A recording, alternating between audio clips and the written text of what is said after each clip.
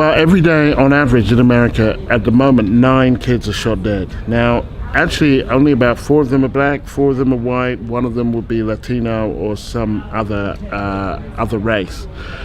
But of course, if you look at the proportion of black people in the country, then the deaths of gun deaths is the thing that is most likely to kill a black child 19 years and younger.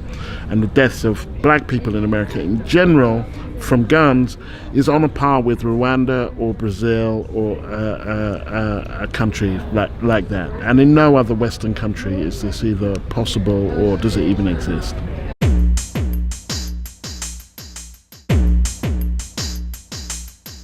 So I think a few things have changed. First of all, there is a thing that African Americans talked about for a long time is now part of everyday conversation.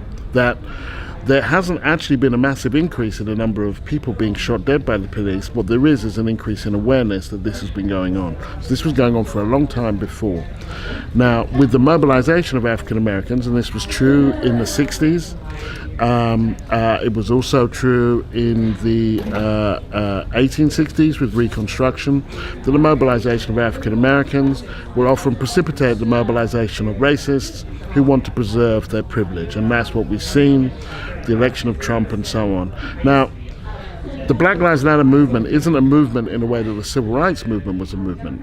If you go to Chicago or New York, there's no Black Lives Matter office. There's no office bearers, really.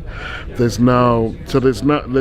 doesn't exist in material form. It's a consciousness, really, and through hashtag activism, the capacity to actually organize very quickly large numbers of black people who are either already organized or who are ready to be organized. And finally, if we look at Colin Kaepernick and Take a Knee and so on, which stems from the issue of black security and police shootings, then you see the popularization of this and the polarization in terms of Trump's response to Kaepernick and so on.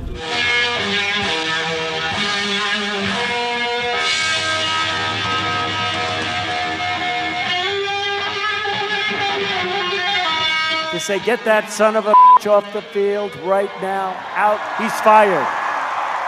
He's fired!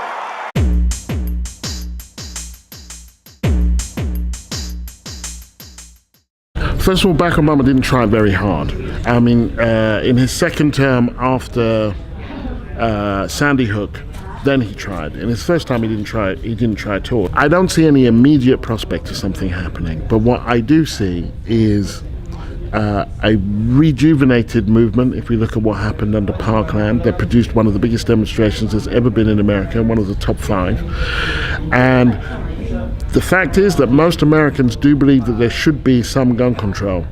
Now, my guess is that when something like this happens, it happens very fast and it happens very unexpectedly, in the same way that gay marriage did.